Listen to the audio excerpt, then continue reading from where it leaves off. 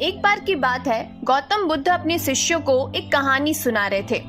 गौतम बुद्ध कहते हैं कि एक आदमी की 4 पत्नियां थी। प्राचीन भारत की सामाजिक व्यवस्था ऐसी थी कि जहां एक पुरुष कई पत्नियां रख सकता था। समय बीतने पर वो व्यक्ति बीमार पड़ गया और उसे अपनी मौत करीब दिखाई देने लगी। जीवन के अंत में वो बहुत अकेलापन महसूस करने लगा। उसने अपनी पहली पत्नी को बुलाया और उसे अपने साथ दूसरी दुनिया में चलने के लिए कहा। व्यक्ति ने कहा, मेरी प्यारी पत्नी, मैंने तुम्हें दिन रात प्यार किया, जीवन भर तुम्हारा ख्याल रखा, अब मैं मरने वाला हूँ, क्या तुम मेरे साथ वहाँ चलोगी जहाँ मैं अपनी मृत्यु के बाद जाऊंगा? उसे उम्मीद थी कि उसकी पहली पत्नी का जवाब हाँ ही होगा, लेकिन उसने जवाब दिया, मेरे प्यारे पति, मुझे पता है कि आप हमेशा मुझसे प्यार करते थे और अब आपका अंत करीब है। ऐसे में अब आपसे अलग होने का समय आ गया है। अलविदा मेरे प्रिय। इसके बाद बीमार पुरुष ने अपनी दूसरी पत्नी को बिस्तर के पास बुलाया और मौत के बाद के सफर पर साथ चलने की विनती की।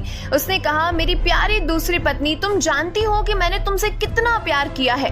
कभी कभी मुझे डर लगता था कि तुम मुझे छोड़ दोगी, लेकिन मैंने तुम्हें दृढ़ता से हमेशा थामे रखा। मेरी प्रिय, मेरे साथ दूसरे सफर पर चलो। दूसरी पत्नी ने जवाब दिया, प्रिय पति, आपकी पहली पत्नी ने आपकी मृत्यु के बाद आपका साथ देने से इनकार कर दिया, तो फिर मैं भला आपके साथ कैसे जा सकती हूँ? आपने मुझे केवल अपने स्वार्थ के लिए प्यार किया है। मृत्यु शैया पर लेटे हुए पुरुष ने अपनी तीसरी पत्नी को बुलाया और उसे भी अपने साथ चलने को कहा। तीसरी पत्नी ने आंखों में आंसू भरकर उत्तर दिया, मेरे प्रिय, मुझे आप पर दया आ रही है और अपने लिए दुख हो रहा है, इसीलिए मैं अंतिम संस्कार तक आपके साथ रहूंगी। इस तरह तीसरी पत्नी ने भी उसके साथ चलने से इनकार कर दिया। जब तीनों पत्नियों ने उसकी मृत्यु के बाद उसका अनुसरण करने से इनकार कर दिया, तब उसे याद आया कि उसकी एक और पत्नी है, उसकी चौथी पत्नी, जिसकी उसने कभी ज्यादा परवाह नहीं की थी। चौथी पत्नी के साथ उसने हमेशा एक दासी की तरह व्यवहार किया था और हमेशा उसे दुत्कारा था। उस व्यक्ति ने सोचा कि अगर वो अपनी चौथी पत्नी से ऐसा कहेगा, उसे अंतिम सफर पर उसके साथ चलने को कहेगा, तो वो निश्चित ही मना कर देगी। हालांकि वो इतना ज्यादा डरा हुआ था और अकेलापन महसूस कर रहा था कि उसने अपनी चौथी पत्नी से भी दूसरी दुनिया में चलने की गुजारिश कर ही दी।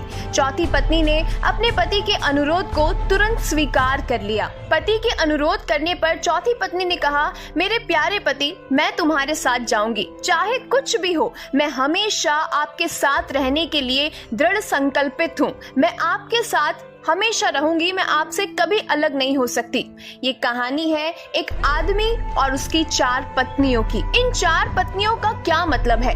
गौतम बुद्ध ने अपनी कहानी समाप्त करते हुए कहा कि प्रत्येक पुरुष और महिला की 4 पत्नियां या 4 पति होते हैं और हर एक का एक खास मतलब होता है। पहली पत्नी या साथी हमारा शरीर होता है। सुबह के समय हम अपना चेहरा धोते हैं, कपड़े और जूते पहनते हैं, हम अपने शरीर को भोजन देते हैं। हम पहली पत्नी की तरह अपने शरीर का ख्याल रखते हैं, लेकिन दुर्भाग्य से जीवन के अंत में शरीर यानी कि पहली पत्नी हमें अगली दुनिया में नहीं लेकर जा सकती। बुद्ध ने कहा, जब अंतिम सांस हमारे शरीर को छोड़ती है तो चेहरे का रंग बदल जाता है और हम अपने उज्जवल जीवन को खोने लगते हैं। हमारे प्रियजन इकट्ठा होकर विलाप कर सकते हैं, लेकिन इसका कोई फायदा नहीं होता। ऐसे समय में शरीर को अंतिम संस्कार के लिए एक खुले मैदान में रख दिया जाता है और सिर्फ सफेद राख बच जाती है और ये हमारे शरीर का गंतव्य है। दूसरी पत्नी हमारे भाग्य, भौतिक चीजों, धन संपत्ति, प्रसिद्धि, पद और नौकरी को दर्शाती है। हम इन सभी भौतिक चीजों से काफी जुड़ाव महसूस करते हैं, जिसे पाने के लिए हमने कड़ी मेहनत की है। हम इन चीजों को खोने से डरते हैं और बहुत कुछ पाने की इच्छा रखते हैं, लेकिन इनकी कोई सीमा नहीं होती। जीवन के अंत में ये चीजें मृत्यु तक हमारा पीछा नहीं कर सकती। हमारे भाग्य ने जो भी इकट्ठा किया है उसे हमें छोड़ना ही होगा। हम इस दुनिया में खाली हाथ आए हैं और मृत्यु के समय भी हमारे हाथ खाली ही होते हैं। हम अपनी मृत्यु के बाद अपना भाग्य पकड़ कर नहीं रख सकते।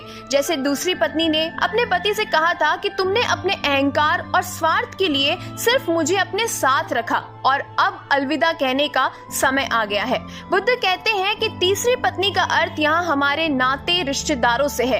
ये हमारे माता पिता, बहन और भाई, सभी रिश्तेदारों, दोस्तों और समाज की तरह है। वो आंखों में आंसू लिए हमारे साथ शमशान घाट तक ही आ सकते हैं। वो हमारे लिए दुखी और उदास रहते हैं। इसीलिए हम अपने शरीर, भाग्य और समाज पर निर्भर नहीं रह सकते।